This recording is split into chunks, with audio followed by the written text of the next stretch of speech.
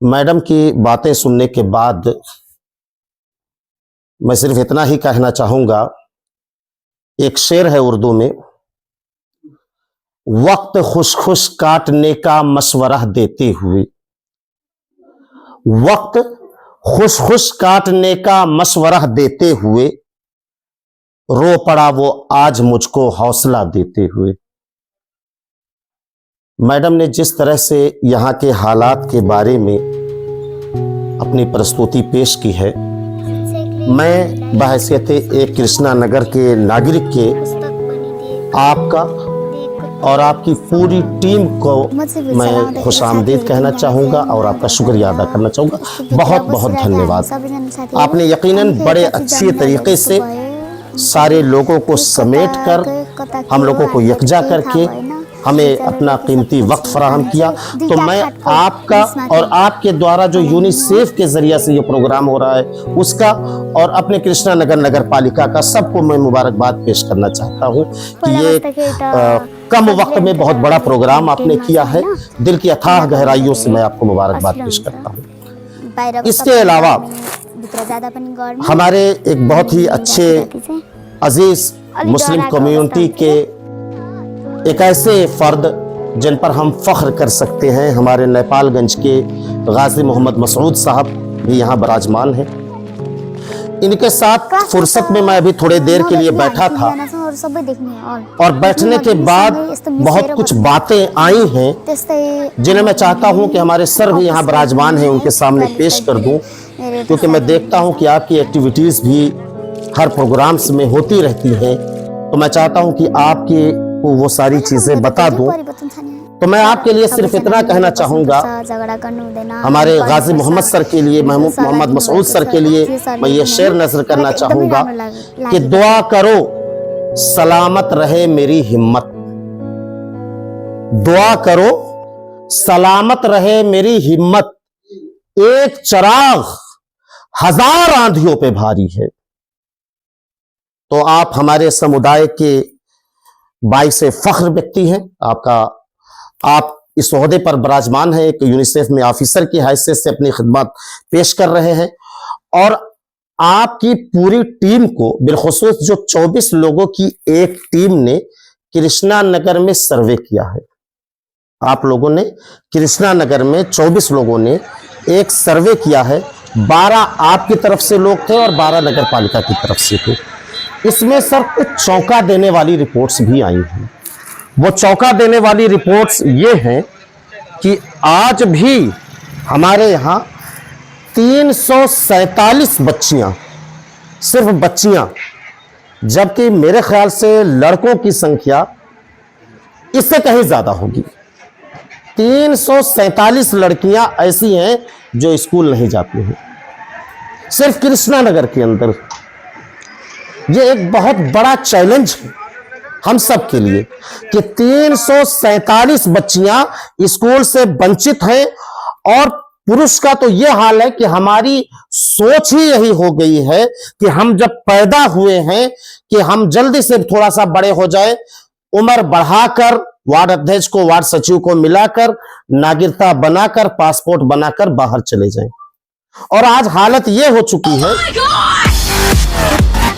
ये जो बाहर जा रहे हैं उस पर ये मैं शेर कहना चाहूंगा कि ये हिज्र का जमाना भी क्या जमाना है, ये हिज्र का जमाना भी क्या जमाना है, उन्हीं से दूर है जिनके लिए कमाना है।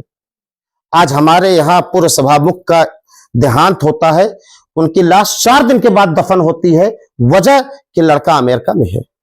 पूरा मुल्क आज खाली हो रहा है। आज जो मकसद है आपका कि पाठ्यक्रम में जो माओ को कैंसर हो जाता है और आज हर 24 घंटे के अंदर 4 महिला सिर्फ कैंसर की वजह से मर रही हैं। आज हर 24 में 20 लोग हर 24 घंटे के अंदर खुदकुशी कर रहे हैं, आत्महत्या कर रहे हैं। आज हर 24 घंटे के अंदर 7 लोग एक्सीडेंट में मारे जा रहे हैं। आज हर करीब 15 से 20% लोग डिप्रेशन के शिकार हो चुके हैं। आज 15% लोग निसंतान हैं, उनके औलाद नहीं हो रही है। और उस पर भी ये नया डाटा जो आज हमें मालूम हुआ, मैं आपका और यूनिसेफ का और गाजी मोहम्मद मसूद साहब का शुक्रिया अदा करना चाहूंगा कि आज हर 24 घंटे में 4 महिला सिर्फ इसलिए मौत के करीब आ रही है कि उनको पाठ्यक्रम में कैंसर हो जा रहा है। एक औरत, एक मां कितनी दर्द और कितनी पीड़ा से हमको पैदा करती है। मैं सिर्फ 2 मिनट के अंदर एक वाकया रखकर अपनी बात खत्म कर दूंगा। हमारे अंतिम दूत थे मोहम्मद सल्लल्लाहु अलैहि वसल्लम। उनके जमाने में उनके एक मित्र थे, सहाबी हम लोग कहते थे। वो सहाबी अपनी मां को पीठ पे लाद कर, हमारे यहां जो खाने काबा है, बैतुल्लाह शरीफ है, जहां हज होता है, वहां परिक्रमा कर रहे थे, तवाफ कर रहे थे। अपनी मां को, बुजुर्ग थी, पीठ पर लादे हुए थे और घुरकैयां लाद कर वो तवाफ कर रहे थे। इसी तवाफ के दौरान में उन्होंने देखा कि अंतिम दूत मोहम्मद सल्लल्लाहु अलैहि वसल्लम बैठे हुए। वो उनके पास गए और उनके पास जाकर उनसे कहा कि ऐ मोहम्मद सल्लल्लाहु अलैहि वसल्लम, ऐ अंतिम दोस्त, ऐ अंतिम नबी, ऐ अंतिम पैगंबर, ये मेरी मां है जिन्हें मैं अपनी पीठ पर लाद कर परिक्रमा कर रहा हूं, तवाफ कर रहा हूं। अब आप बताइए कि क्या मैंने मां का हक अदा कर दिया? अब तो जो मां का अधिकार है वो तो मैंने अदा कर दिया। देखिए, मैं अपने पीठ पर लाद कर इनको तवाफ करा रहा हूं। मोहम्मद सल्लल्लाहु अलैहि वसल्लम ने कहा, अंतिम दूत ने हमारे कहा कि साथी, तुम अभी हक अदा करने की बात करते हो? तुम सवाल कर रहे हो कि क्या मैंने हक अदा कर दिया? तो उसका जवाब सुनो कि जब तुम अपने मां के पेट में, गर्भ में, शिकम में थे और उस शिकम के दौरान जब तुमने करवट बदली थी और तुम्हारी मां के मुंह से एक चीख निकली थी, हकीकत यह है कि तुमने उस एक चीख का भी अभी हक अदा नहीं किया। एक चीख का, एक पीड़ा का हक अदा नहीं किया। पूरी जिंदगी की तो बातें छोड़ते, कितनी दर्द और कितनी पीड़ा होती है। मेरे एक लड़की है, जब वो पैदा हुई वो रात को रोती थी, मैं डिस्टर्ब हो जाता था। मेरी वाइफ, मेरी अहलिया, वो दूसरे रूम में उसको लेके जाती थी, चुप कराती थी। मैं सो रहा होता था, वो जानती थी कि दिन भर थके होते हैं, और वो दूसरे रूम में जाके उसे चुप कराती थी। उन्होंने कभी मुझसे ये नहीं कि आप उठिए। तो ये एक माँ है। इसलिए इस्लाम धर्म में जो सबसे बड़ा मुकाम दिया गया है कुरान के अंदर, वक़ज़ा रब्बुका अल्ला ताबुदू इल्ला इय्याहु व बिल वालिदैनि इहसाना इम्मा यबलुगन्ना इंदकल किबरा अहदुहुमा अव किलाहुमा फला तकुल लहुमा उफ़्फ़िन वला तनहरहुमा व कुल लहुमा क़ौलन करीमा। हमारे इस्लाम धर्म में है कि माँ अगर बुजुर्ग हो जाए तो कभी आप उन्हें उफ ना कहें।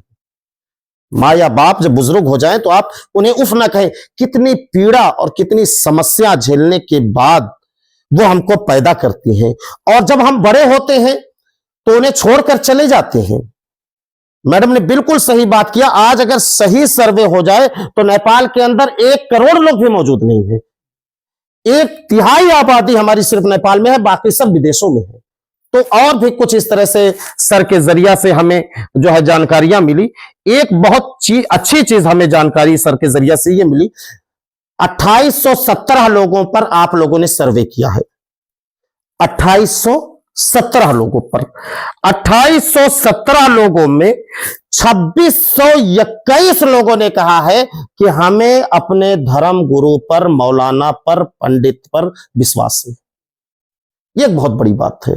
यानी कि यहां की करीब करीब 98% से ज्यादा जनसंख्या अपने धर्म गुरु, जिस भी मजहब के वो हैं, उन पर वो विश्वास करती है। तो मैं, और भी बातें हैं, गाजी मोहम्मद मसूद सर ने कहा कि मुझे कल भी शायद आना पड़े, मुझे एक प्रोग्राम में आज जाना था, लेकिन इस प्रोग्राम की हसासियत को देखकर, आप लोगों की जिस तरह से यहां प्रस्तुति रही, उस प्रस्तुति को देखकर हमने उस प्रोग्राम को कैंसिल करवा दिया, क्योंकि हमें लगा कि इस चीज को हमें समझने की जरूरत है।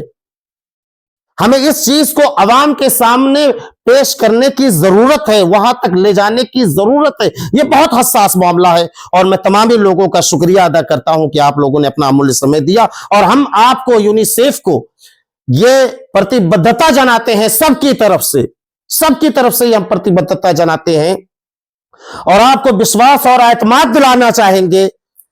गाजी मोहम्मद मसऊद साहब, आप इस बात को लिख लें कि जो चीजें और जितना ख्याल आप हमारे बारे में लेकर यहां के लोगों के बारे में, यहां पर आपने ऐसे ऐसे लोगों को बैठाया है, वो हमारी मैडम हैं और सब लोग हैं, ऐसे ऐसे चेहरों को बैठाया है कि ये चेहरे तो बज़ाहिर हाल में बहुत कम है, 40 50 30 40 लोग होंगे, बाहर मिला के सब 40 50 लोग होंगे, लेकिन मैं जानता हूं कि ये 50 लोग यहां के 50,000 अवाम तक अपनी बातें पहुंचा देने की सलाहियत और काबिलियत रखते हैं। तो मैं आपको विश्वास दिलाता हूं, आपको यकीन दिलाता हूं कि जितना आप हमारे बारे में सोचकर आई हैं, इंशाअल्लाह उससे बेहतर हम करके दिखाएंगे, क्योंकि ये हमारी जिम्मेदारी है।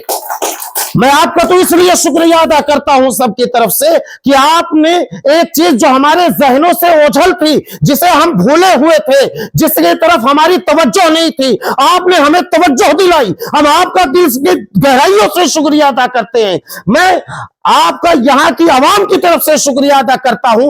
एक ऐसी रिपोर्ट आप हमारे सामने लेकर आए हैं जिससे अभी तक हम अनजान बने बैठे थे। ये तो हमें पहले ही जानना चाहिए था, लेकिन आज हम जान पाए। तो हम एक बार फिर से आपका शुक्रिया अदा करते हैं और आपको धन्यवाद कहते हुए अपनी बातों को खत्म कर देंगे और इंशाल्लाह ये उम्मीद रखते हुए कि हम जल्द ही आपसे मिलेंगे और उस वक्त आप हम लोगों के प्रोग्राम्स को देखकर, यहाँ के हालात को देखकर और यहाँ आई हुई तब्दीलियों को देखकर आप खुश हो जाएंगी। अस्सलाम वालेकुम, नमस्कार।